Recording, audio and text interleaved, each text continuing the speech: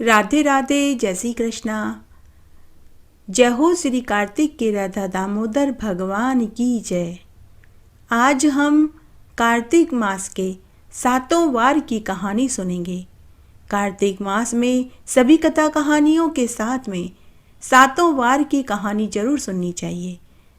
सोमवार के दिन महादेव और पार्वती जी की, मंगलवार के दिन हनुमान जी की, बुधवार के दिन गणेश जी की, गुरुवार के दिन बृहस्पति भगवान की, शुक्रवार के दिन शुक्र देवता की और शनिवार के दिन शनिदेव की और रविवार के दिन सूर्य नारायण भगवान की कहानी सुननी चाहिए।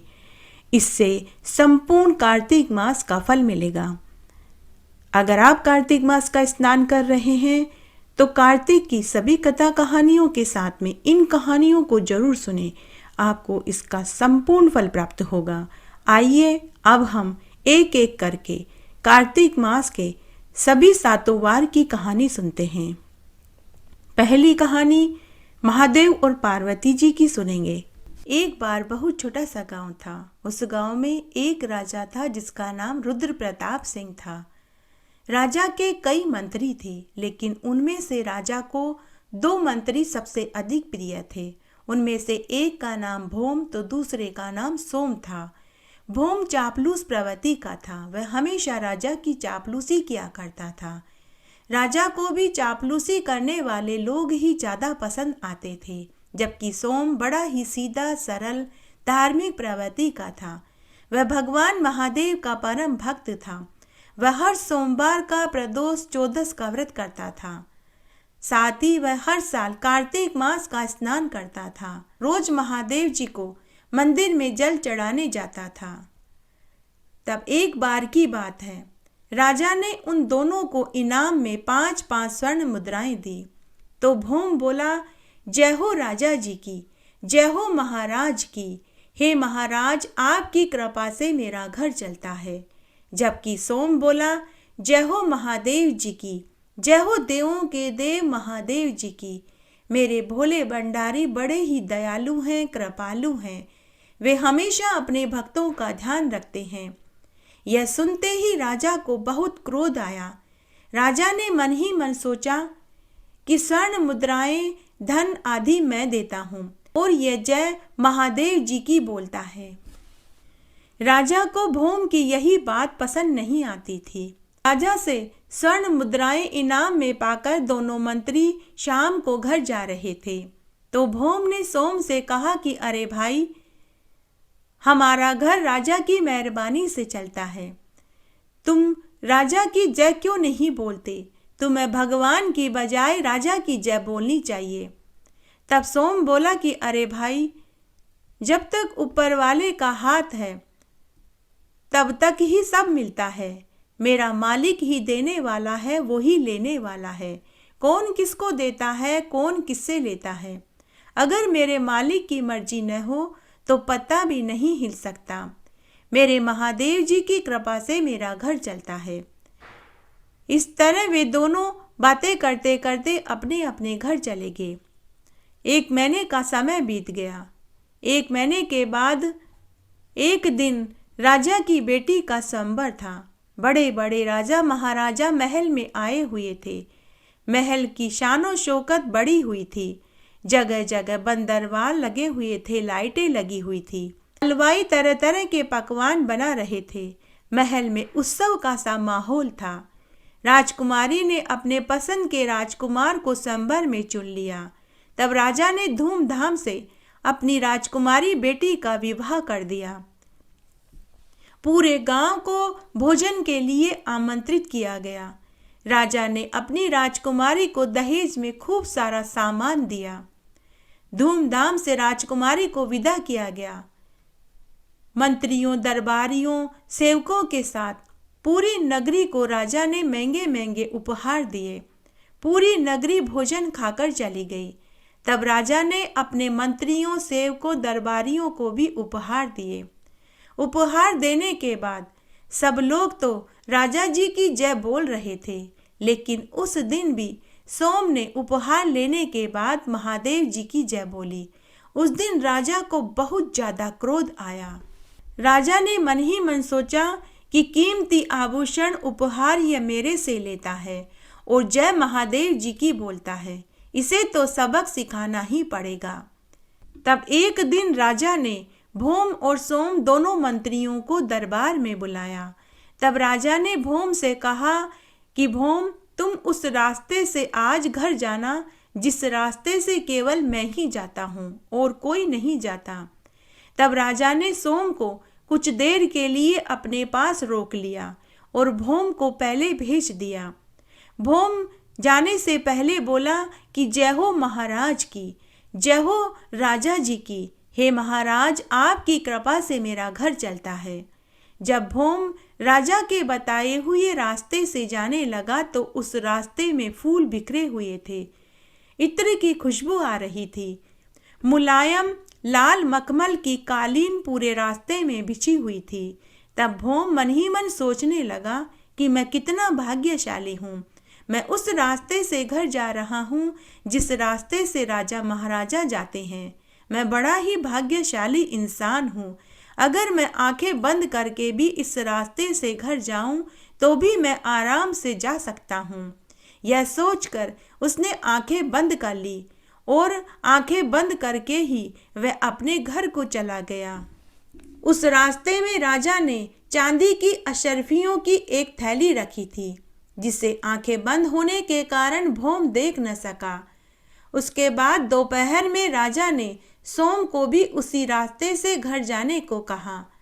सोम पुनः बोला, जय हो देवों के देव महादेव जी की। मेरे भगवान भोलेनाथ बड़े ही कृपालु हैं, दयालु हैं। वे हमेशा अपने भक्तों की मदद करते हैं। फिर उसने आकाश की ओर देखकर भगवान भोलेनाथ को प्रणाम किया और वहां से अपने घर की ओर चल दिया। सोम भी उसी रास्ते से जा रहा था जिस रास्ते से राजा ने जाने को कहा। उधर राजा मन ही मन सोचने लगा और हंसने लगा कि आज तुझे पता चल जाएगा कि तुझे मेरी जय न बोलने का कितना भारी नुकसान उठाना पड़ेगा। फिर सोम भी उसी रास्ते से घर गया जिस रास्ते से भौम गया था। तब सोम को रास्ते में चांदी की अशर्फियों की थैली मिली।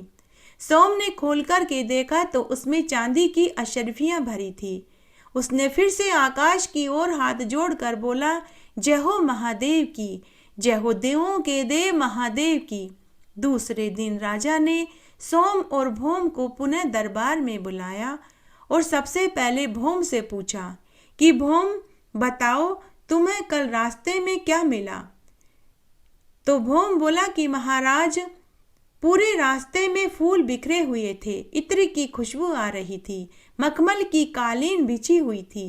मैं तो पूरे रास्ते आंखें बंद करके घर गया था, मुझे तो रास्ते में कुछ नहीं मिला। फिर राजा ने सोम से पूछा तो सोम ने कहा कि महाराज, मुझे तो महादेव जी की कृपा से चांदी की अशर्फियों की थैली मिली। राजा को यह सुनकर महान क्रोध आया। वह मन ही मन सोचने लगा कि चांदी की अशर्फियों की थैली तो मैंने भौम के लिए रखी थी, सोम को सबक सिखाने के लिए, लेकिन यह चाल तो उल्टी पड़ गई। कोई दूसरा ही उपाय सोचना पड़ेगा। 4 दिन बाद फिर से राजा ने सोम और भौम को दरबार में बुलाया। राजा ने एक लकड़ी और एक बैंत भौम को दी और कंबल सोम को दिया। उस दिन भौम को राजा का उपहार पसंद नहीं आया, लेकिन फिर भी चापलूसी भरे शब्दों में बोला कि महाराज की जय हो, महाराज की जय हो, जय हो राजा जी की सदा ही जय हो। हे महाराज, आपकी कृपा से मेरा घर चलता है।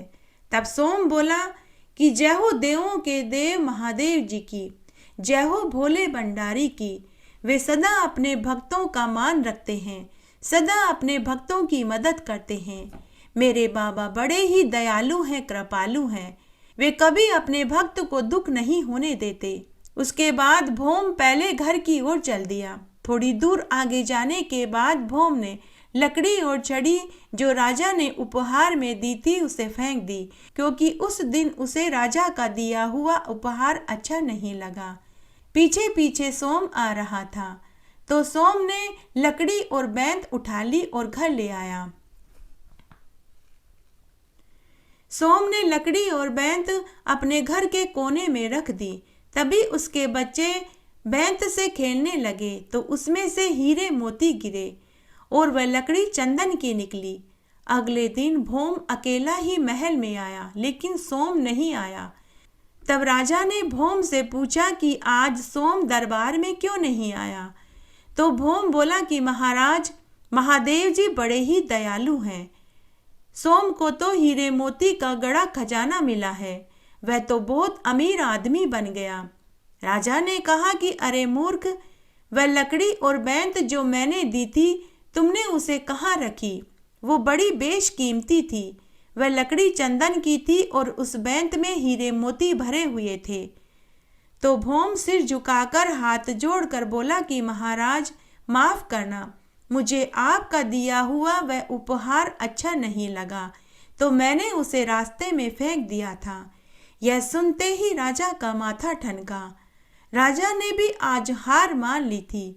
आज वह भी आकाश की ओर हाथ जोड़ते हुए बोला कि हे महादेव जी, मुझे माफ कर देना। आप बड़े ही दयालु हैं, कृपालु हैं। जिस पर आपकी कृपा हो उसे कौन ठग पाया है, उसे कौन दुख दे पाया है। मैं आपके भक्त को नीचा दिखाना चाहता था, लेकिन जिसके ऊपर आपकी कृपा का हाथ हो उसका कौन बाल बांका कर पाया है। उस दिन राजा भी भगवान महादेव का परम भक्त बन गया। उस दिन राजा को पता चल गया था कि वह तो मात्र एक जरिया है, भंडार भरने वाले तो महादेव जी हैं। उस दिन राजा ने भी मान लिया कि मैं तो एक निमित्त मात्र हूँ, देने वाले तो भोले भंडारी हैं। उस दिन राजा भी भगवान महादेव का परम भक्त बन गया। कार्तिक मास में सुनी जाने वाली मंगलवार की कहानी। एक बार एक गांव में एक ब्राह्मण दंपति थे। उनकी शादी को अनेक बरस हो गए, लेकिन उन्हें संतान सुख की प्राप्ति नहीं हुई। दोनों ब्राह्मण दंपति दुखी रहते थे। तब एक दिन ब्राह्मण संतान प्राप्ति के लिए वन में जाकर तपस्या करने लगा और घर पर ब्राह्मणी भी मंगलवार का व्रत करने लगी और हनुमान जी का पूजन करने लगी। रोज भोजन बनाने के बाद हनुमान जी को भोग लगाती, उसके बाद ही वह अन्न जल ग्रहण करती थी। तब एक दिन ब्राह्मणी भोजन बनाने की नहीं थी, उसे कपड़ों की आई हुई थी, तो वह हनुमान जी को भोग नहीं लगा पाई। उसने हनुमान जी को भोग नहीं लगाया तो वह भूखी ही सो गई। उसने निश्चय किया कि अगले मंगलवार तक मैं अन्न जल ग्रहण नहीं करूंगी। इस तरह वह 6 दिन तक भूखी प्यासी रही। तब एक दिन वह मूर्छित होकर जमीन पर गिर पड़ी। तब भगवान हनुमान जी को उसके ऊपर दया आ गई। तब एक रात्रि को हनुमान जी महाराज ने ब्राह्मणी को दर्शन दिया और कहा कि हे ब्राह्मणी, मैं तेरी सेवा पूजा से प्रसन्न हूँ। मैं तुझे एक सुंदर पुत्र देता हूँ, वह तेरी खूब सेवा करेगा।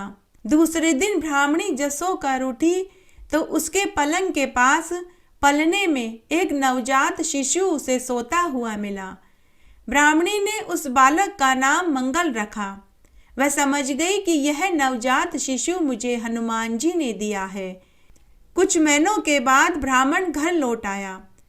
एक सुंदर बालक को देखकर ब्राह्मण ने ब्राह्मणी से पूछा कि हे भगवान, यह बालक किसका है?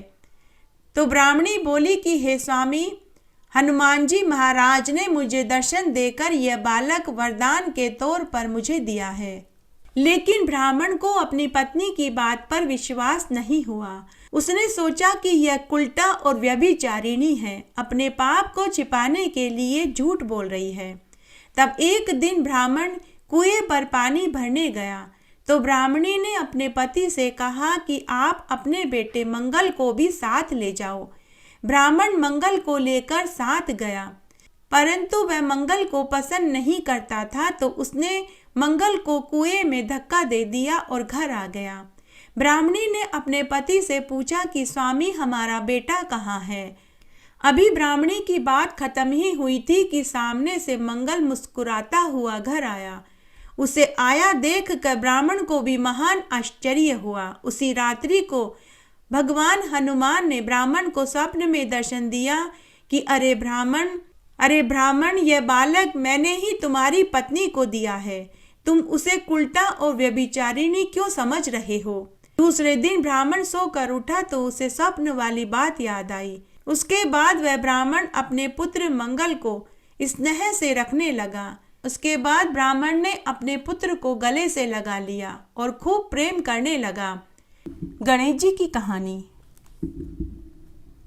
एक बार बहुत छोटा सा गांव था।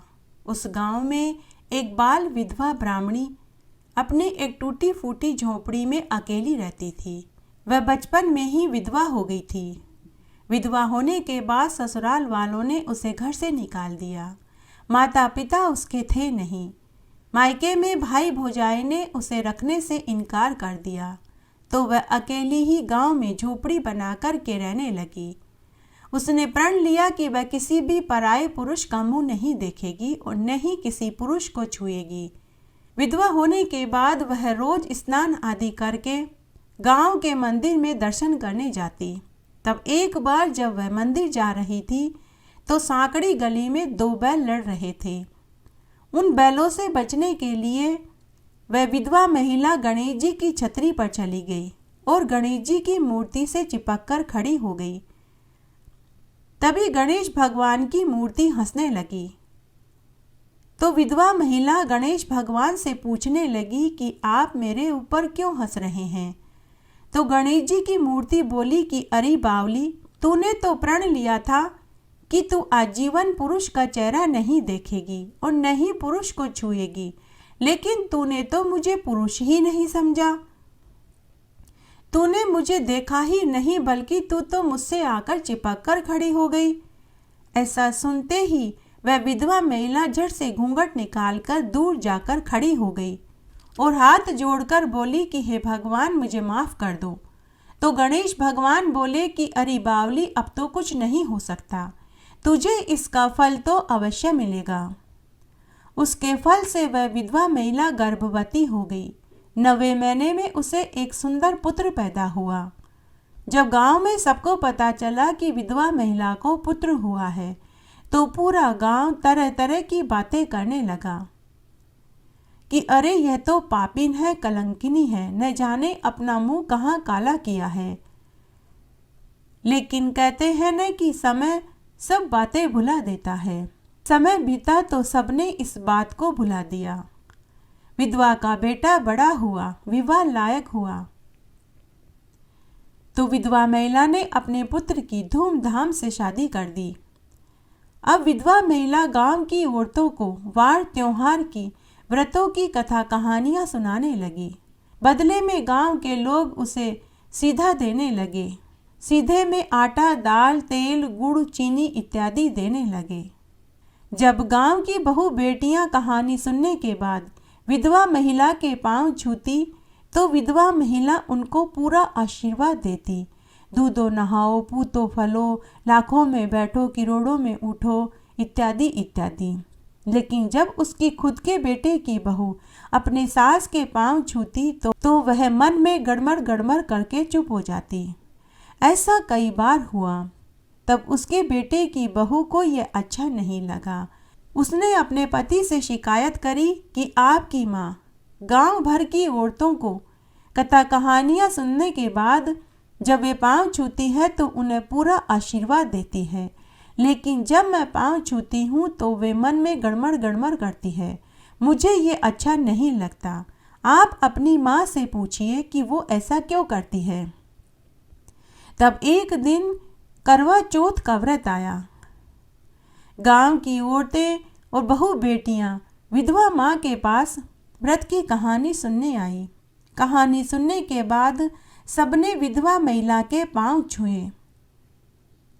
तब विधवा महिला ने गांव की सभी औरतों को पूरा आशीर्वाद दिया, लेकिन जब उसकी बहू ने अपनी सास के पांव छुए तो वह मन में गड़मड़ गड़मड़ बोलने लगी। यह दृश्य उसके बेटे ने भी देख लिया।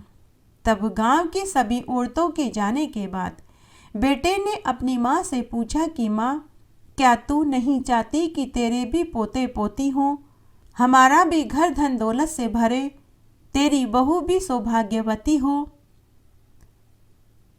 माँ ने कहा कि बेटा तू ऐसा क्यों कहता है? तो बेटे ने कहा कि माँ, तू गांव भर की औरतों को पाँव छूने पर पूरा आशीर्वाद देती है, लेकिन जब तेरी बहू तेरे पाँव छूती है तो तू बड़बड़ाती है। तू ऐसा क्यों करती है? आज तो तुझे बताना ही पड़ेगा। तब विधवा माई अपने बेटे से बोली कि बेटा, बरसों पहले की बात है। मेरी शादी बचपन में ही हो गई थी और शादी के कुछ समय बाद ही मेरा पति चल बसा। मेरे माता पिता थे नहीं। भाई भौजाई ने मुझे साथ रखने से इनकार कर दिया। सास ससुर ने मुझे घर से निकाल दिया, तो मैं यहाँ इस गांव में झोपड़ी बना कर के रहने लगी। तब मैंने प्रण लिया था कि मैं किसी भी पराये पुरुष का मुंह नहीं देखूंगी और न ही किसी पराये पुरुष को छूऊंगी। तब एक बार जब मैं मंदिर दर्शन करने जा रही थी तो सांकड़ी गली में 2 बैल लड़ रहे थे।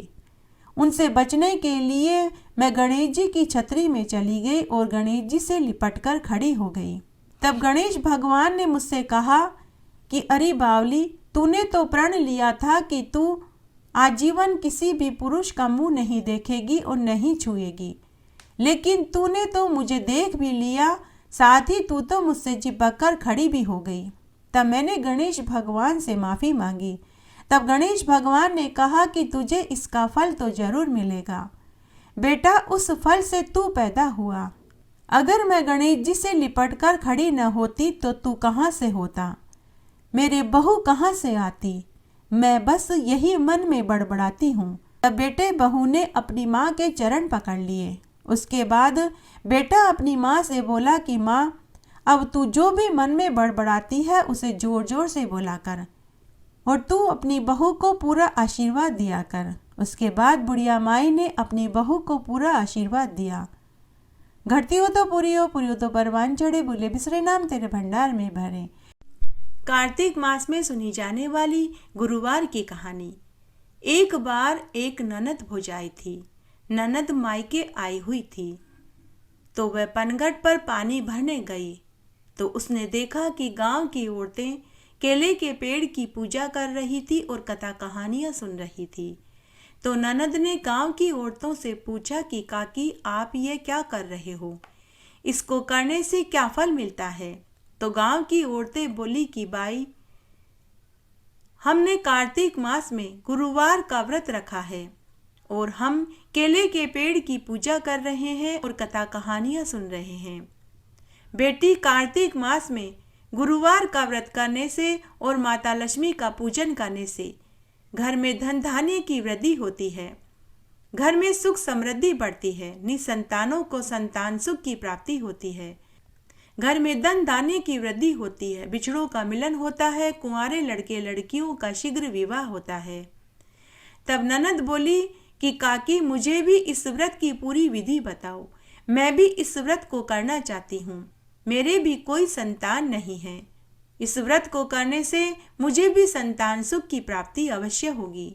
तो गांव की औरतें बोली कि बेटी, जरूर तुझे भी संतान सुख की प्राप्ति होगी। बेटी, गुरुवार के व्रत में पीला खाते हैं और पीला ही पहनते हैं, चने की दाल का बना हुआ भोजन खाते हैं, पीले फूलों से भगवान की पूजा करते हैं, पीले चंदन का बृहस्पति भगवान को तिलक लगाते हैं। उस दिन केले के पेड़ की पूजा करते हैं। 11 या 21 गुरुवार का व्रत करने का संकल्प लेते हैं। जब मनोकामना पूरी हो जाती है तो व्रत का उद्यापन करते हैं। बेटी, व्रत का उद्यापन करने पे ही व्रत का संपूर्ण फल मिलता है।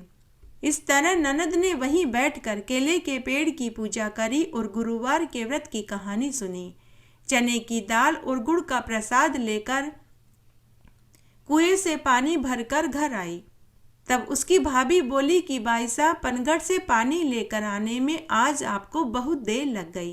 तब ननद ने कहा कि भाभी, पनघट पर कुछ औरतें बृहस्पतिवार के व्रत की कहानी सुन रही थी और केले के पेड़ की पूजा कर रही थी, तो मैंने भी वहीं बैठकर केले के पेड़ की पूजा करी और गुरुवार के व्रत की कहानी सुनी। भाभी, गांव की औरतें कह रही थी कि बृहस्पतिवार का व्रत करने से घर में अन्न धन और सुख समृद्धि बढ़ती है। संतान चाहने वाले को संतान सुख मिलता है। कुंवारों के ब्याह होते हैं, बिछड़ों का मिलन होता है। इसलिए भाभी मैंने भी यह व्रत करने का निश्चय किया है। मेरे भी कोई संतान नहीं है। तब उसकी भाभी बोली कि बाईसा, मैं भी यह व्रत करूंगी। आपके भाई को भी शहर में कमाने गए हुए 6 महीने से भी अधिक समय हो गया है। न तो कोई चिट्ठी संदेश ही आया और न ही पता लगा कि उन्हें नौकरी मिली भी है या नहीं। तब दोनों ननद भाभी ने उसी दिन से गुरुवार का व्रत करने का निश्चय किया। दोनों ने उस दिन केले के पेड़ की पूजा करी, कथा कहानियां सुनी। तब ननद भाभी से बोली कि भाभी, आज मुझे वापस ससुराल जाना होगा, क्योंकि गांव की औरतें कह रही थी कि व्रत करने के बाद खुद के घर का ही भोजन खाना चाहिए, नहीं तो व्रत का फल नहीं मिलता। इसलिए भाभी तुम बुरा मत मानना, तुमने भी भाई की नौकरी और कुशल क्षेम के लिए गुरुवार का व्रत रखा है। भगवान बृहस्पति देव हम दोनों ननद भाभी की मनोकामना जल्दी पूरी करेंगे। इस तरह ननद उसी दिन अपने ससुराल चली गई। 11 गुरुवार का व्रत करते ही ननद को गर्भ ठहर गया। उधर भाभी को भी 15 गुरुवार के व्रत करते ही पति की चिट्ठी आ गई, जिसमें लिखा था कि मुझे बहुत अच्छी नौकरी मिल गई है, मैं बहुत जल्द बहुत सा धन कमाकर घर लौट आऊंगा। दोनों ननद भाभी की खुशी का ठिकाना नहीं रहा। 21वें गुरुवार को भाई घर आ गया। वह खूब सारा धन कमा कर के घर लौटा था। भाई ने घर आने के बाद अपनी बहन की कुशल क्षेम पूछी, तो भाभी ने कहा कि आपकी बहन गर्भवती है, उसे बच्चा होने वाला है। भाई ने कहा कि मैं कल ही अपनी बहन से मिलने उसके ससुराल जाऊंगा। तो भाभी ने कहा कि जरूर जाओ और अपनी बहन के लिए घी, बादाम, गिरी, अजवाइन और सौंठ के लड्डू और बच्चे के गरम कपड़े भी लेते जाना। मैंने बच्चे के लिए बहुत से कपड़े सिले हैं। तब दूसरे दिन पति सारा सामान लेकर अपनी बहन से मिलने उसके ससुराल की ओर चल दिया। तब वह जंगल के रास्ते से जा रहा था कि तभी रास्ते में उसे एक शेर मिला। शेर ने भाई से कहा कि मैं तुझे खाऊंगा। तो भाई ने शेर से कहा कि मैं 1 साल के बाद अपनी बहन से मिलने जा रहा हूँ। मेरी बहन गर्भवती है, मैं उसके लिए जापे का सामान लेकर जा रहा हूँ। जब मैं अपनी बहन से मिलकर और ये सामान देकर वापस आऊँगा तो आप मुझे खा जाना। तो शेर बोला कि मुझे मनुष्य जाति पर तनिक भी भरोसा नहीं। तो भाई बोला कि अगर आपको विश्वास न हो तो तुम भी मेरे साथ चलो। तो शेर बोला कि यही ठीक रहेगा। तब शेर ने नाग का रूप बनाया और भाई के थैले में कुंडली मार कर के बैठ गया। उसके बाद भाई बहन के घर आया। बहन भाई को देखकर बहुत खुश हुई। वह अपने भाई के लिए घी के चावल, पूड़ी, सब्जी बनाने लगी। भाई ने भोजन खाया। भोजन खाने के बाद भाई अपनी बहन से बोला कि बहन, मुझे आज ही घर वापस जाना होगा। बहन ने कहा कि भाई, आज की रात तो रुक जा, कल चले जाना। लेकिन भाई को तो खुद की मौत दिखाई दे रही थी। वो बोला कि बहन, जिंदा रहा तो फिर आऊँगा, लेकिन आज मैंने किसी को वचन दिया है, इसलिए मुझे आज ही जाना पड़ेगा। तब बहन बोली कि भाई, भाभी ने मेरे लिए थैले में क्या सामान भेजा है, तुम मुझे सामान तो देते जाओ, क्या तुम यह सामान भी वापस ले जाओगे? भाई तो हड़बड़ी में सब भूल ही गया। वो समझ ही नहीं पा रहा था कि मैं क्या करूं, थैला खोलूं या नहीं, क्योंकि उसमें तो शेर सांप बनकर कुंडली मार कर के बैठा था। कि तभी बहन ने अपने भाई के हाथ में से थैला ले लिया और उसमें से सामान निकालने लगी। तो उसमें से घी, बादाम, गिरी, अजवाइन, सौंठ और बच्चे के गरम कपड़े निकले और अंत में जेवर का एक डिब्बा निकला। उसमें सोने का बेशकीमती हार था। बहन अपने भाई से बोली कि भाई, यह सोने का हार तू शहर से मेरे लिए लाया? भाई, हार तो बहुत सुंदर है। भाई के हाथ पांव कांप रहे थे, जुबान लड़खड़ा रही थी। थैला पूरा खाली हो गया, फिर भी वह सांप नहीं निकला। तब भाई सोचने लगा। तब भाई कुछ देर सोचकर अपनी बहन से बोला कि बहन, तू सही कह रही थी। आज रात मैं यहीं रुक जाता हूँ, सुबह घर चला जाऊंगा। बहन बोली, लेकिन तूने तो किसी को वचन दिया था, फिर उस वचन का क्या होगा? भाई ने कहा कि बहन, वचन तो दिया था, लेकिन मैं कौन सा रोज रोज तेरे घर आता हूँ, फिर मैं जीजाजी से भी तो नहीं मिला। इस तरह भाई बहन के पूरे घर में घूम घूम कर सांप को ढूंढता रहा, लेकिन उसे सांप कहीं नहीं मिला। रात्रि में जीजाजी आ गए। सबने साथ मिलकर खूब बातें करी, भोजन खाया और सो गए। तब रात्रि में भाई को बृहस्पतिदेव भगवान ने दर्शन देकर कहा कि हे भक्त, मैं तो तेरी परीक्षा ले रहा था कि कहीं तू मरने से डरता तो नहीं, लेकिन तू मेरी परीक्षा में सफल हुआ। अरे पुत्र, वह शेर और वह सांप भी मैं ही था। सांप की जगह जो सोने का हार मैंने रखा था वह भी मैं ही था। दूसरे दिन भाई ने रास्ते में घटित हुई जो घटना सुनाई और स्वप्न वाली पूरी बात अपनी बहन और जीजा को बताई। तो सभी ने कहा कि बृहस्पतिदेव भगवान के व्रत का चमत्कार तो हमने पहले ही देख लिया, तुमने तो आज देखा है। जय हो बृहस्पतिदेव भगवान की जय। कार्तिक मास में सुनी जाने वाली शुक्रवार व्रत कथा। एक बार एक गांव में दो भाई रहते थे। उनकी दोनों की शादी हो चुकी थी। बड़ा भाई अच्छा कमाता था, लेकिन छोटे भाई की नौकरी नहीं थी। आए दिन बड़े भाई की पत्नी छोटे भाई की पत्नी से लड़ाई करती कि मेरा पति ज़्यादा कमाता है तो क्या हम ज़्यादा खर्चा करें, कल को हमारा परिवार भी बड़ा होगा, हमें उनके लिए भी तो बचाना है। तब एक दिन यह लड़ाई ज़्यादा बढ़ गई। घर जमीन का बंटवारा हो गया। बड़े भाई की पत्नी ने चालाकी से छोटे भाई को पुराना मकान और बंजर जमीन का टुकड़ा दे दिया और धन का बंटवारा भी नहीं किया। छोटा भाई और उसकी पत्नी बड़े ही सरल और सीधे थे, चुपचाप पुराने मकान में रहने चले गए। छोटा भाई और उसकी पत्नी बड़े ही धार्मिक प्रवृत्ति के थे। वे दोनों ही शुक्रदेव भगवान की पूजा और व्रत करते थे। उन्होंने शुक्रवार के दिन एक भूखे ब्राह्मण को भोजन कराने का नियम ले रखा था। इस तरह उनके दिन बीतने लगे। तब एक दिन शुक्रवार कार्तिक का महीना आया। दोनों पति पत्नी ने व्रत किया। शाम को उसका पति घर आया तो पत्नी ने कहा कि आप तालाब पर जाइए और कोई भूखा ब्राह्मण हो तो उसे खाने का न्योता देकर आइए। पति तालाब पर गया तो वहां शुक्र देवता एक ब्राह्मण का वेश बनाकर के बैठे हुए थे। वे उनकी परीक्षा लेना चाहते थे। तब छोटा भाई ब्राह्मण देवता से बोला कि हे ब्राह्मण देवता, क्या आप आज मेरे घर भोजन करने के लिए पधारेंगे? तो शुक्र देवता जो ब्राह्मण के वेश में थे उन्होंने कहा कि पुत्र तुम चलो, मैं संध्या पूजन करके आता हूँ। तब पति वापस घर आ गया। थोड़ी देर बाद शुक्र देवता छोटे भाई के घर पहुँच गए। दोनों पति पत्नी ने ब्राह्मण को प्रणाम किया, बैठने के लिए सुंदर आसन दिया, थाल में खिचड़ी परोस दी। खिचड़ी खाने के बाद शुक्र देवता बोले कि बस आज रात्रि को मैं यहीं विश्राम करूंगा, सुबह होते ही चला जाऊंगा।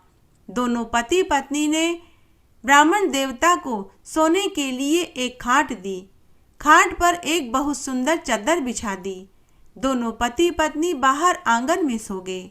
अर्धरात्रि में शुक्र देवता जो ब्राह्मण के वेश में थे उन्होंने छोटे भाई से कहा कि बस मुझे शौच जाना है, मेरे पेट में दर्द हो रहा है। तब छोटा भाई ब्राह्मण देवता रूपी शुक्रदेव से बोला कि हे ब्राह्मण देवता, हमारे घर के पिछवाड़े में खाली जगह है, आप वहाँ शौच कर लीजिए और इस साड़ी से पोंछ लेना। तब शुक्र देवता ने ऐसा ही किया। उसके बाद शुक्र देवता उनकी झोपड़ी को ठोकर मार गए और अंतर्ध्यान हो गए।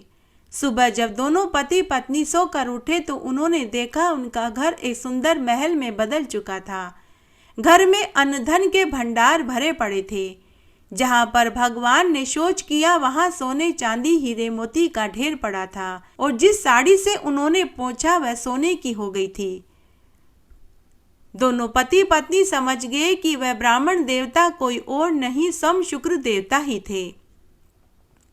थोड़ी देर के बाद जिठानी को जब पता चला तो वह भागी भागी आई और इस चमत्कार का कारण पूछने लगी। देवरानी बड़ी ही सीधी और सरल स्वभाव की थी। उसने पूरी सच्चाई बता दी। जिठानी भागी भागी वापस घर आई और आते ही अपने पति से बोली कि आप भी तालाब पर जाइए और वहां से ब्राह्मण देवता को भोजन का निमंत्रण देकर आइए। पति ने अपनी पत्नी से कहा कि भगवान, मेरा छोटा भाई और उसकी पत्नी तो बेचारे बहुत दुखी और गरीब थे। हमारे घर में किस चीज की कमी है जो तुम देखा देखी करती हो? लेकिन पत्नी नहीं मानी। तब बड़ा भाई तालाब पर गया। वहां पर शुक्र देवता ब्राह्मण का रूप धरकर पहले से ही बैठे थे। बड़े भाई ने ब्राह्मण देवता को भोजन का निमंत्रण दिया तो ब्राह्मण ने बड़े भाई से कहा कि तुम चलो, मैं संध्या पूजन करके आता हूँ। तब जेठानी ने घर में तरह तरह के पकवान बनाए। तभी ब्राह्मण देवता आ गए। जिठानी ब्राह्मण देवता से बोली कि हे ब्राह्मण देवता, मेरी देवरानी ने तो आपको खिचड़ी खिलाई थी, मैं तो आपको 56 तरह के व्यंजन खिलाऊंगी, आप मजे से खाइए। तब शुक्र भगवान वेश में ब्राह्मण देवता ने भोजन खाया। भोजन खाकर ब्राह्मण देवता जाने लगे तो जिठानी बोली कि हे ब्राह्मण देवता, आज रात्रि को आप मेरे घर में ही विश्राम कीजिए। मेरी देवरानी ने तो आपके खाट बिछाई थी, मैं तो आपको मखमल के गद्दों पर सुलाऊंगी। उसके बाद शुक्र देवता आराम करने लगे। अर्धरात्रि में शुक्र देवता ने जिठानी से कहा कि मुझे शौच जाना है, मेरे पेट में दर्द हो रहा है। तो जिठानी बोली कि हे ब्राह्मण देवता, मेरी देवरानी का तो टूटा फूटा मकान था, मेरा तो 3 मंजिला मकान है, आप जहाँ चाहे वहाँ शौच कर सकते हैं। शुक्र देवता शौच करके अंतर्ध्यान हो गए। सुबह जब जेठानी सोकर उठी तो उसका घर दुर्गंध से भरा हुआ था। उसी समय जेठ जिठानी भागे भागे तालाब पर गए तो शुक्र देवता अभी भी ब्राह्मण वेश में वहां बैठे हुए थे। जिठानी ने भगवान के चरण पकड़ लिए और बोली कि हे ईश्वर, देवरानी का घर तो आपने धन दौलत से भर दिया और मेरे घर में गंदगी का ढेर कर दिया। तो ब्राह्मण रूप में शुक्र देवता भगवान जिठानी से बोले कि तू बड़ी ही स्वार्थी और लालची है, तूने देखा देखी करी। तब बड़ा भाई भगवान से हाथ जोड़कर माफी मांगते हुए बोला कि हे ईश्वर, अब आप हमारे घर से गंदगी हटाइए। तब शुक्र देवता भगवान बोले कि एक शर्त पर गंदगी की माया हटाऊंगा, जब तुम अपने धन में से आधा धन और जमीन में से आधी जमीन अपने छोटे भाई और उसकी पत्नी को दोगे। तुमने अपने छोटे भाई के साथ नाइंसाफी करी है। तब दोनों जेठ जेठानी ने सुई में से सुई और धन में से धन छोटे भाई और उसकी पत्नी को दिया। तब भगवान ने अपनी गंदगी की माया हटाई। जय हो शुक्र देवता की जय। कार्तिक मास में सुनी जाने वाली शनिवार की कहानी। एक बार एक राजा था, उसका नाम राजा विक्रमादित्य था। वह बड़ा ही दयालु, दानप्रिय और धार्मिक प्रवृत्ति का था। वह अपनी प्रजा का पालन अपने बच्चे के समान ही करता था। राजा सभी तरह के व्रत, उपवास और दान पुण्य, हवन, पूजा पाठ करता था। संतों, ब्राह्मणों और गरीबों को अन्न, वस्त्र, रुपया का दान करता था। तब एक बार राजा के ऊपर शनिदेव की वक्र दृष्टि पड़ी। एक रात्रि को शनिदेव ने राजा को स्वप्न में दर्शन देकर कहा कि हे राजा, मैं तेरे लगूंगा, मैं तेरे साढ़े साथी लगने जा रहा हूँ। अब तू जहाँ जहाँ रहेगा वहाँ वहाँ तेरे कर्मों का फल तेरे घर, परिवार और प्रजा को भी भुगतना पड़ेगा। तू बड़ा दानी और ज्ञानी और दयालु हुआ फिरता है, यह सब तेरा जाता दिखेगा। अब तू भी झूठ बोलने लगेगा, कपट, चोरी और निंदा करने लगेगा। तब स्वप्न में ही राजा विक्रमादित्य ने शनि महाराज से कहा कि हे शनि महाराज, अगर आप मेरे लगना चाहते हैं तो लग जाइए, जो मेरी किस्मत में होगा वह मैं भुगतूंगा, लेकिन मैं झूठ नहीं बोलूंगा, नहीं मैं चोरी चकारी करूंगा और न ही मेरे कर्मों का फल अपने घर परिवार और प्रजा को उठाने दूंगा। शनि महाराज ने कहा कि मैं देखता हूँ तू मेरे प्रकोप से अपने आप को कैसे बचाता है, क्योंकि जिस पर भी मेरी वक्र दृष्टि पड़ी है वो बच नहीं पाया। तब तू किस खेत की मूली है? ऐसा कहकर शनिदेव अंतर्ध्यान हो गए। दूसरे दिन राजा जब सोकर उठे तो सुबह के 5 बज रहे थे। राजा ने निश्चय किया कि मैं अपना महल राज्य सब छोड़कर दूसरी नगरी में चला जाऊंगा, ताकि मेरे शनि की 7.5 का प्रकोप मुझे अकेला ही झेलना पड़े। मैं इसका असर अपने परिवार पर, प्रजा पर कभी नहीं होने दूंगा। तब राजा ने अपने राजसी गहने और कपड़े खोले और साधारण कपड़े पहनकर चुपचाप अपने महल और राज्य से निकल गया। चलते चलते राजा दूसरे राज्य में पहुंच गया। भूख और प्यास से राजा व्याकुल हो रहा था। राजा ने एक सुनार की दुकान देखी। उस सुनार के खूब ठाट बाट थे। अनेक नौकर चाकर, आलीशान घर, गाड़ी, घोड़े थे। लेकिन जैसे ही राजा विक्रमादित्य की नज़र सुनार की दुकान पर पड़ी, उसका बुरा समय शुरू हो गया। सभी नौकर कारीगर मालिक से अपना मेहनताना मांग कर काम छोड़कर जाने लगे। सुनार ने बहुत पूछा कि तुम मेरा काम छोड़कर क्यों जा रहे हो, लेकिन सभी नौकरों ने और उसके कारीगरों ने कुछ नहीं कहा। सुनार कुछ समझ नहीं पाया कि एक के बाद एक बुरी खबर क्यों सुनने को मिल रही है कि तभी राजा विक्रमादित्य सुनार के पास काम मांगने पहुंचे। सुनार पहले से ही बहुत दुखी था। उसे काम वालों की भी जरूरत थी। सुनार ने पूछा कि अरे भाई, तुम कौन हो? तुम इस नगरी के तो नहीं लगते हो, क्या मेहनताना लोगे? तब राजा विक्रमादित्य ने कहा कि मैं पड़ोसी नगर से आया हूँ। मेरा नाम विक्रम है। मुझे 2 समय की रोटी और रहने की जगह चाहिए और कुछ नहीं चाहिए। सुनार ने राजा विक्रमादित्य को काम पर रख लिया। तब सुनार ने कहा कि अरे भाई, तुम दुकान पर सो जाना और भोजन तुम सुबह शाम का मेरे घर खा लेना। अब ऐसा ही होने लगा। तब एक दिन सुनार ने अपने नौकर विक्रम से कहा कि अरे भाई, तुम घर जाकर भोजन खाकर आ जाना और मेरा खाना ले आना, तब तक मैं दुकान संभालता हूँ। तब राजा सुनार की हवेली नुमा मकान पर भोजन करने गया। जिस कमरे में राजा विक्रम भोजन कर रहे थे, उस कमरे में सेठानी का 1.25 करोड़ का हार एक मोर की आकार की खूंटी पर टंगा हुआ था। तभी राजा को चरचर की आवाज सुनाई दी। राजा ने देखा कि मोर की आकार की खूंटी सेठानी के 1.25 करोड़ के हार को निगल रही थी। राजा समझ गया कि शनिदेव महाराज का प्रकोप शुरू हो गया। अब उसके ऊपर चोरी का इल्जाम लगेगा। लेकिन राजा ने संयम रखा। भोजन खाकर सेठ जी का खाना लेकर दुकान पर आ गया। राजा चाहते तो वहां से भाग सकते थे, लेकिन राजा ने ऐसा नहीं किया। उधर सेठानी की बेटी ससुराल से आई और बोली कि माँ, आज मेरी ननद की शादी है, आप मुझे अपना 1.25 करोड़ का हार पहनने के लिए दे दो। सेठानी ने कहा कि बेटी, हार खूंटी पर लटक रहा है, जाकर ले लो। जब बेटी हार देखने गई तो उसे हार खूंटी पर नहीं मिला। बेटी अपनी माँ से बोली कि माँ, हार तो खूंटी पर नहीं है। सेठानी का माथा ठनका। उसने कहा कि अभी अभी दुकान का नौकर विक्रम आया था, शायद वही हार चुरा कर के ले गया। सेठानी और उसकी बेटी भागी भागी दुकान पर आई और बोली कि सुनो जी, आपका यह नौकर मेरा 1.25 करोड़ का हार चोरी कर कर ले आया। आप इससे मेरा 1.25 करोड़ का हार लीजिए।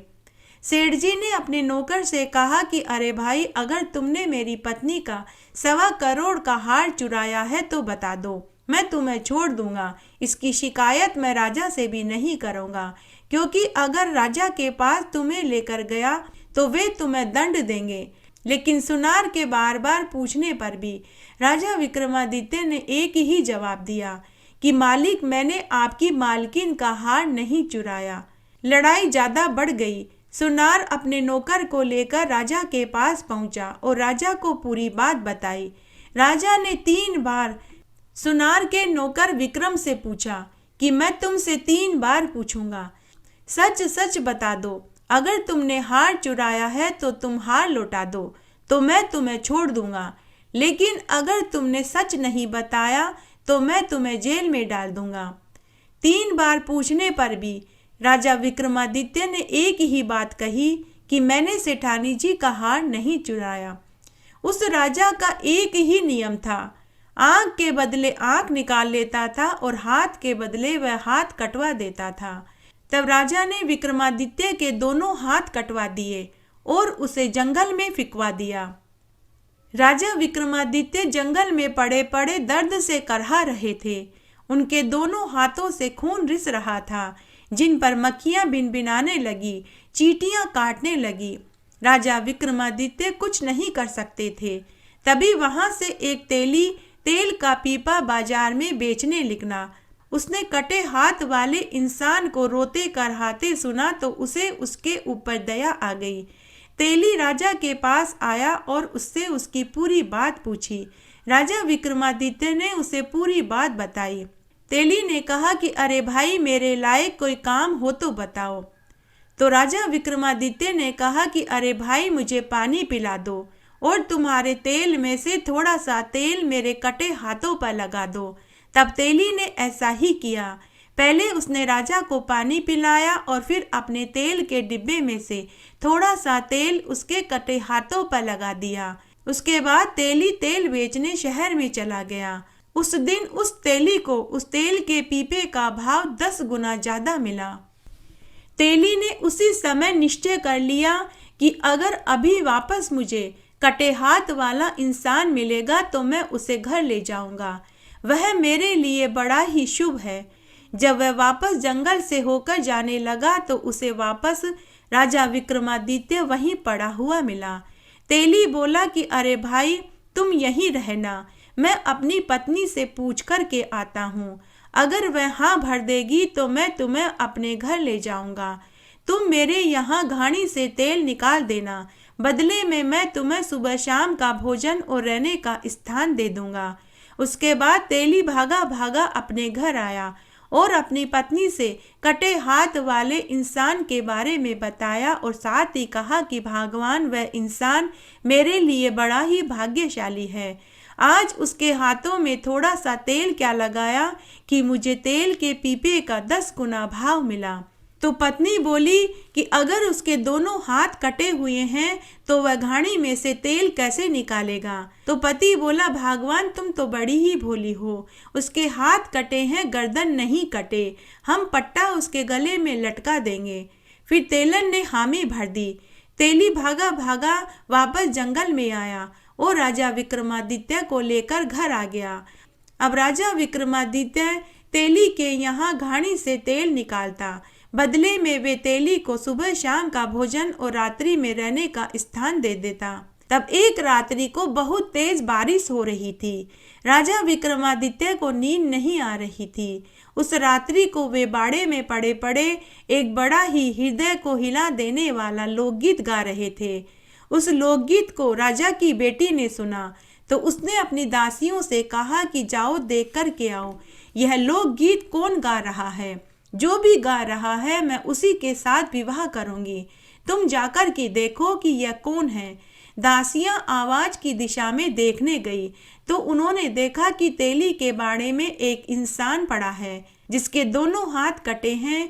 वही यह लोकगीत गा रहा है। उन्होंने आकर राजकुमारी को पूरी बात बताई और साथ ही कहा कि राजकुमारी जी, उसके दोनों हाथ कटे हैं। राजकुमारी ने कहा कि मैंने प्रण किया है कि मैं विवाह करूंगी तो उसी के साथ करूंगी। राजकुमारी ने अन्न जल का त्याग कर दिया। दासियों ने जाकर राजा रानी से पूरी बात कही और उसके प्रण वाली बात भी कही। राजा रानी राजकुमारी के पास आए और उसे बहुत समझाया कि बेटी, जिद छोड़ दो, हम तुम्हारी शादी किसी राजा के बेटे से करवाएंगे। लेकिन राजकुमारी ने कहा कि माँ, पिताजी, मैंने प्रण लिया है कि शादी करूंगी तो उसी से करूंगी, नहीं तो मैं कुंवारी रहूंगी। आखिर राजा रानी को राजकुमारी की बात माननी पड़ी। फिर दासियों को भेजकर कटे हाथ वाले इंसान को महल में बुलवाया। जैसे ही उस कटे हाथ वाले इंसान को राजा ने देखा तो उन्होंने अपनी बेटी से कहा कि बेटी, यह चोर है, इसने सुनार की पत्नी का 1.25 करोड़ का हार चुराया था। मैंने ही इसके दोनों हाथ कटाए थे। बेटी, तुम इससे शादी मत करो। अगर तुम इससे शादी करोगी तो मैं तुम्हें अपने घर से, अपने जायदाद से बेदखल कर दूंगा। राजकुमारी ने कहा कि ठीक है पिताजी, जो मेरी किस्मत में लिखा होगा वो तो होकर ही रहेगा, लेकिन मैं शादी तो इसी के साथ करूंगी, चाहे आप मुझे धन दें या न दें। तब राजा ने एक पंडित को बुला करके फेरे पटकवा दिए, राजकुमारी को महल से निकाल दिया। राजकुमारी अपने पति के साथ चल दी। राजा विक्रमादित्य ने राजकुमारी से पूछा कि हे राजकुमारी जी, आप इतनी सुंदर, पैसे वाली हैं, आपको तो कोई भी राजकुमार मिल जाता, आपने मुझ गरीब और लूले से क्यों शादी करी? तो राजकुमारी ने कहा कि एक रात्रि को बहुत बारिश हो रही थी। उस समय आप एक बहुत दर्द भरा लोकगीत गा रहे थे। उसे सुनकर मेरा हृदय भर गया। उसी समय मैंने प्रण लिया कि शादी करूंगी तो इसी लोकगीत गाने वाले इंसान से करूंगी, नहीं तो कुंवारी रहूंगी। राजा विक्रमादित्य और राजकुमारी जी चलते चलते एक वन में पहुंचे। एक पीपल के पेड़ के नीचे राजा रानी विश्राम करने लगे। उस रात्रि को राजा विक्रमादित्य को नींद नहीं आ रही थी। राजकुमारी दिन भर की थकी हुई थी तो उसे नींद आ गई, लेकिन राजा विक्रमादित्य को नींद नहीं आ रही थी कि तभी शनिदेव महाराज वहां प्रकट हुए। तब राजा विक्रमादित्य ने शनिदेव महाराज से कहा कि बोलिए शनि महाराज, कैसे आना हुआ?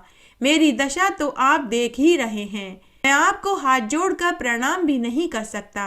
तब शनिदेव महाराज बोले कि हे राजन, तुम जीते मैं हारा, तुम्हारे 7.5 का समय पूरा हो गया है। तुमने पूरा समय ईमानदारी, लगन और श्रद्धा से बिताया। तुमने झूठ, कपट, छल, चोरी भी नहीं करी। अब मैं तुम्हें छोड़कर जा रहा हूँ। तुम वरदान मांगो, तुम्हें क्या चाहिए? मैं जाते जाते तुम्हारे वारे न्यारे कर जाऊंगा। तब राजा विक्रमादित्य ने कहा कि आप मुझे मेरी इज्जत वापस दिलवा दीजिए और मुझे कुछ नहीं चाहिए। तब शनिदेव महाराज ने कहा कि तथास्तु, ऐसा ही होगा। तभी राजा विक्रमादित्य के दोनों हाथ सही हो गए। शनिदेव महाराज तथास्तु कहकर वहां से अंतर्ध्यान हो गए। शनिदेव महाराज फिर वापस उसी राजा के स्वप्न में गए और उस राजा से जाकर के कहा कि हे राजन, जिस व्यक्ति के तुमने हाथ कटवाए हैं वह राजा विक्रमादित्य है। उसने हार चोरी नहीं करी। मैं शनिदेव महाराज हूँ। मेरी वक्र दृष्टि उस राजा के ऊपर थी। शनि की 7.5 उसके ऊपर चल रही थी, जिसके फल स्वरूप उसे ये पीड़ा झेलनी पड़ी। तुम वापस उसको सम्मान के साथ महल में बुलवाओ और धन देकर अपनी बेटी को मान के साथ विदा करो। उधर राजा विक्रमादित्य के दोनों हाथ सही सलामत देखकर राजकुमारी को बड़ा आश्चर्य हुआ। उसने राजा से इसका कारण पूछा। तब राजा विक्रमादित्य ने राजकुमारी से कहा कि हे राजकुमारी, तुम बड़ी सौभाग्यशाली हो। तुमने मुझसे विवाह करके कोई गलती नहीं करी। मैं राजा विक्रमादित्य हूँ। और फिर पूरा वृतांत सुनाया कि तभी राजमहल में से पहरेदार रथ, हाथी, घोड़े, ऊंट लेकर उन्हें लेने के लिए आ गए। राजा विक्रमादित्य और राजकुमारी महल में गए। राजा रानी ने उनका खूब मान सम्मान किया।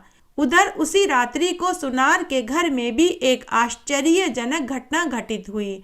अर्धरात्रि में सुनारी को चरचर की आवाज सुनाई दी। सुनारी ने आंख खोलकर देखा तो मोर के आकार वाली खूंटी उसके 1.25 करोड़ का हार उगल रही थी। सुनारी ने अपने पति सुनार को जगा करके यह दृश्य दिखाया। सुनार का माथा ठनका। वह बोला कि मेरी वजह से बेचारे मेरे नौकर पर चोरी का इल्जाम लगा, उसके दोनों हाथ कटे। अब मैं इस पाप दोष को कैसे दूर कर पाऊंगा? दूसरे दिन सुनार पति पत्नी 1.25 करोड़ का हार लेकर महल में आए। उन्होंने देखा कि महल में जश्न का माहौल था। नाच गाना चल रहा था। हलवाई तरह तरह के पकवान बना रहे थे। सुनार और सुनारिन ने एक मंत्री से पूछा कि आज महल में क्या है। तो मंत्री ने कहा कि राजकुमारी की शादी है। सुनार पति पत्नी महल में पहुंचे, देखकर अचंभित रह गए। राजकुमारी के बगल में उन्हीं का नौकर बैठा हुआ था। उसके दोनों हाथ सही सलामत थे। सुनार पति पत्नी ने राजा रानी से कहा कि हे महाराज, हमारे इस नौकर ने हमारा हार नहीं चुराया। हमारे मोर की आकार की खूंटी थी जिसने वह हार निगल लिया था। कल रात्रि को उस मोर के आकार की खूंटी ने पुनः हार उगल दिया। राजा ने कहा कि हे सुनार, मुझे तो सच का पता पहले ही चल गया। मुझे मेरी बेटी के लिए हीरा जैसा जवाई मिला है। तब राजा रानी ने सुनार और सुनारी को राजा विक्रमादित्य के ऊपर चल रही शनि के 7.5 वाली पूरी बात बताई। तब सुनार और सुनारी ने अपने 1.25 करोड़ का हार राजकुमारी को विवाह के उपहार में दे दिया। उसके बाद राजा रानी ने भी अपनी राजकुमारी को खूब सारा दान दहेज दिया। खूब सारे हाथी घोड़े दास दासियां नौकर चाकर दिए। उसके बाद राजा विक्रमादित्य अपनी राजकुमारी को लेकर अपने राज्य में आए। प्रजा ने राजा रानी का खूब स्वागत किया। महल में उनके माता पिता और उनकी अन्य रानियों ने राजा और नई रानी का खूब स्वागत किया। इस तरह शनिदेव की 7.5 जाते जाते राजा विक्रमादित्य के वारे न्यारे कर गई। कार्तिक मास के रविवार की कहानी। भगवान सूर्यदेव अपना पूरा प्रकाश पूरी सृष्टि पर एक सा डालते हैं, चाहे वह इंसान गरीब हो, अमीर हो, बड़ा हो, छोटा हो, पेड़ पौधे हो, जमीन हो, समंदर हो, नदियां हो, पर्वत हो, सभी जगह वे एक सा प्रकाश डालते हैं। तब एक दिन सूर्य देव की माँ ने अपने पुत्र से कहा कि पुत्र, तुम हमें इतना दो कि मैं और तुम्हारी पत्नी राणादेव का पेट भर जाए। हम दोनों तो भूखे ही रह जाते हैं। तब भगवान सूर्य देव ने कहा कि माँ, मैं एक हीरा आप दोनों को देता हूँ और एक हीरा पूरी सृष्टि को देता हूँ। चींटी से लेकर हाथी तक, छोटे से लेकर बड़े तक सभी का पेट भर जाता है, कोई भूखा नहीं रहता। आप दोनों को एक हीरा देता हूँ, फिर भी आप दोनों भूखे रह जाते हो। माँ, आप उस हीरे का क्या करते हो? तब सूर्यदेव की माँ ने सूर्यदेव से कहा कि बेटा, तुम रोज हमें एक हीरा देते हो, हम दोनों सासू बहू आधा आधा करके खा जाते हैं। तब सूर्य भगवान मुस्कुराते हुए बोले कि माँ, हीरे की परख तो जोरी ही जानता है। आप ऐसा करना, कल उस हीरे को लेकर किसी जोरी के पास जाना। तब दूसरे दिन रोज की तरह सूर्यदेव भगवान ने अपनी माँ को एक हीरा दिया। तब सूर्यदेव भगवान की माँ उस हीरे को लेकर एक जोरी के पास गई। तो वह जोरी बोला कि माँ जी, इसकी कीमत तो बहुत ज़्यादा है, मैं पूरा बिक जाऊं तो भी मैं इसकी कीमत नहीं चुका पाऊंगा। आप किसी बड़े जोरी के पास जाइए। तब सूर्य भगवान की माँ एक बड़े जोरी के पास गई। तब उस जोरी ने खूब सारा धन दिया, जिससे उनका घर अन्न धन, चावल, दाल, घी, गुड़, आटा, सूजी, बादाम, काजू, मसालों से भर गया। घर में सामान रखने की जगह ही नहीं बची। तब सूर्य भगवान की माँ अपनी बहू से बोली कि बहू, एक दिन के हीरे से हमारा सारा घर ही भर गया। सूर्य कल हमें फिर एक हीरा देंगे, हम इतने सामान का क्या करेंगे? तब उनकी बहू राणादेव अपनी सास से बोली कि माँ जी, कल के हीरे से हम और सामान लाएंगे, फिर हम पूरी सृष्टि और देवी देवताओं को भोग कराएंगे। तब दूसरे दिन पूरी सृष्टि को व सभी देवी देवताओं को सूर्य भगवान की माँ ने भोग का निमंत्रण दिया, लेकिन सूर्य भगवान को उनकी माँ ने निमंत्रण नहीं भेजा। सूर्य भगवान की माँ ने तरह तरह के व्यंजन बनवाए, इमरती, जलेबी, बालूशाही, रसगुल्ले, रसमलाई, पूड़ी, सब्जी, तरपोले, न जाने और क्या क्या। तब सभी देवी देवताओं ने सूर्य भगवान से कहा कि चलो भोग में जीमने चलते हैं, तुम्हारी माँ ने हमें निमंत्रण भेजा है। तब सूर्य भगवान ने कहा कि मेरी माँ ने मुझे निमंत्रण नहीं दिया, बिना बुलाए कैसे जाऊं? तब देवी देवताओं ने कहा कि वो आपका घर है, उसमें निमंत्रण की क्या जरूरत है। लेकिन सूर्य भगवान नहीं माने। शाम तक पूरी षष्ठी जीम करके चली गई। तब रात्रि के 11 बजे बाद जब सभी खाना खाकर जा चुके तो उनकी माँ ने खाने के कोठार में ताला लगा दिया कि तभी सूर्य भगवान उधर सोचने लगे कि घर कैसे जाऊं। माँ ने तो मुझे भोजन का निमंत्रण नहीं भेजा, परंतु भूख भी बहुत तेज लग रही है। तब सूर्य भगवान एक साधु का वेश बनाकर अपने घर पहुँचे और आवाज लगाते हुए बोले, अलख निरंजन, अरे माई बहुत भूख लगी है, खाने को मिलेगा। तब सूर्य भगवान की माँ बोली कि अरे बाबा, इतनी देर तक आप कहाँ थे? पूरी षष्ठी खाना खाकर जा चुकी है और आप अब आए हो। अब मैंने कोठार में ताला लगा दिया, आप कहीं और भोजन करने जाइए। इतने में ही आवाज सुनकर राणा दे वहाँ आई और पूछने लगी कि माँ जी कौन आया है।